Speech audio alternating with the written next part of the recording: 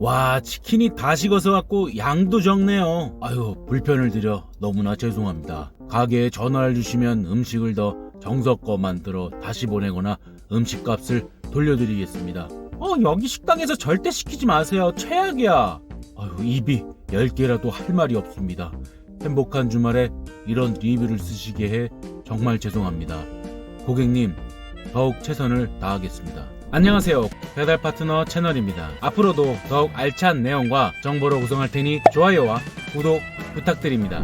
서울 서대문구 청천동에서 찜닭집을 운영하는 김씨는 매일 오후 2시 가게 문 앞에 브레이크 타임 팻말을 걸고 노트북을 켭니다. 원래는 오후 5시에 재개하는 저녁 영업을 준비하지만 요즘은 배달앱에 올라온 고객 후기에 댓글을 다느라 시간을 보낸다고 합니다. 김씨는 손님들이 안 좋은 후기부터 읽고 가게 이미지를 판단하기 때문에 나쁜 후기가 있으면 무조건 사과를 하고 하나하나 세세하게 설명을 달고 있다고 합니다. 별점 때문에 손해도 감수해야 합니다. 김씨는 최근에 눈이 많이 와 배달 예상 시간을 70분으로 올렸는데 한 손님이 72분이 걸렸다며 환불을 요구했고 음식값과 배달료까지 3만원 넘게 손해였지만 1점짜리 후기가 달릴까 걱정돼 환불해줄 수밖에 없었다고 말했습니다. 서울 동대문구 제기동 인근 대학가에서 식당을 운영하는 방씨는 배달이나 후기 신경 쓸 필요가 없던 예전이 그립다고 얘기했습니다. 방씨는 저녁 5시에서 6시쯤 별점 하나에서 2개짜리 안 좋은 리뷰가 하나 달리면 그날 배달 주문은 절반 이상 줄어든다고 말했습니다. 지난달에는 배달앱으로 포장 주문한 손님이 찾아왔는데 마침 방씨는 가게에서 커피를 한잔 하려고 마스크를 잠깐 벗고 있었다고 합니다. 나중에 포장하는데 사장님이 마스크도 안 쓰고 있더라는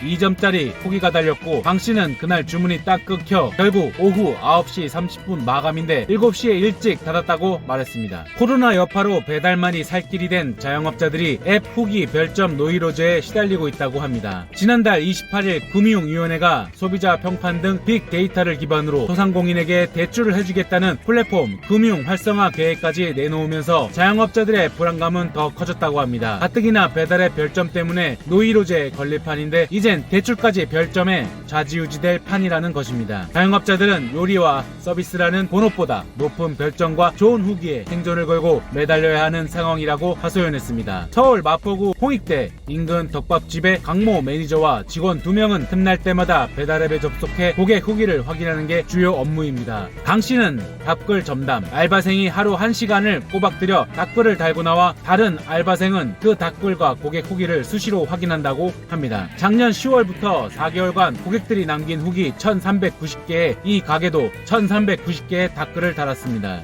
간혹 들어온 별점 1개 후기엔 안쓰러울 정도의 저자세로 대응합니다. 고객님 식사하시는데 불편이 있었는지 말씀해주시면 원하시는 대로 처리 도와드리겠습니다. 주문해주신 부분은 너무 감사드립니다. 자영업자들이 가장 두려워하는 것은 가게의 이미지와 매출에 큰 타격을 주는 별점 1개입니다. 지난달 28일 회원수 65만의 한 자영업자 인터넷 카페에 배달의 민족 별 1개 후기를 처음 받고 3일을 울었다는 글이 올라왔다며 글쓴이는 공깃밥 1개를 배달에 빠뜨려 별점을 1개 받았는데 삭제해줄 수 있느냐고 문자를 드렸지만 거절당했다는 사연이 있었습니다. 사실상 별점 노예가 된 자영업자들의 애절한 노력에 공감하는 소비자들도 늘고 있다고 합니다. 지난달 25일 한 온라인 포털에는 별점 1개를 준 남자친구와 헤어지려고 한다는 글이 올라왔습니다. 함께 족발을 시켜 먹은 남자친구가 제 마음은 별 6개입니다 라는 장난스러운 댓글과 함께 별점 1개를 주는 모습을 보고 싸웠다는 내용이었습니다. 이 글은 5일 현재 조회수 46만 건에 1000건에 가까운 댓글이 달린 상태라고 합니다. 다른 사람의 삶을 지나치게 가볍게 생각하는 사람, 남의 밥줄을 끊는 건 아니지 않냐, 헤어져라 등 찬성 댓글이 많다고 합니다. 자영업자들이 필사적으로 좋은 후기에 매달리다 보니 고객이 위협을 느끼는 상황도 발생합니다. 서울 강남구에 사는 주부 김모 씨는 작년 7월 족발을 시킨 뒤 사진과 함께 겉이 마르고 고기색이 거무튀튀했다는 후기를 남겼다고 합니다. 이틀 뒤 족발집 사장에게서 전화가 왔습니다. 코로나 때문에 힘든데 이런 후기를 올리면 어떻게 하느냐, 전액 환불해 줄 테니 후기를 삭제해달라는 것이었습니다. 김 씨는 집에서 가까운 가게인데다 사장이 내 전화번호도 알고 있다 보니 찜찜해서 그간 앱에 남긴 후기를 다 삭제했다고 얘기했습니다. 배달 대행업체를 운영하는 전 씨는 배달원들에게 배달 오토바이를 출퇴근용이라고 속여 보험에 가입하도록 시켰습니다. 모두 19대 보험료가 저렴한 가정용으로 가입, 2018년부터 지난해 12월까지 보험료 4,400만원을 아꼈습니다. 또 배달 중 발생한 교통사고를 출퇴근한 것처럼 거짓 진술하도록 지시해 보험금 1,100만원도 챙겼습니다. 경기 북부청 일산 서부경찰서는 지난 12월 전씨와 배달원 업체 직원 6명을 사기 및 보험 사기 방지 특별법 위반 등의 혐의로 불구속 입건했습니다. 플랫폼 기반 배달 시장이 급성장하면서 오토바이와 같은 이륜차 사고가 늘어나고 있습니다. 배송 시간을 맞추기 위해 위험천만한 고개운전으로 인해 사고율이 높다는 점을 악용해 보험 사기에 이용하는 사례도 급증하고 있어 대책 마련이 시급하다는 지적입니다. 5일 보험업계에 따르면 이륜차 사고 건수는 2015년 12,654건, 2019년 18,467건으로 최근 5년 새 무려 45.9%나 증가했고, 이륜차 사고로 인해 매년 400여 명 이상 사망자가 발생하고 있다고 합니다. 이륜차 사고가 늘어나면서 보험 사기도 증가하는 추세입니다. 현대해상이 이륜차 보험 사기를 분석한 결과 보험 사기 적발 규모는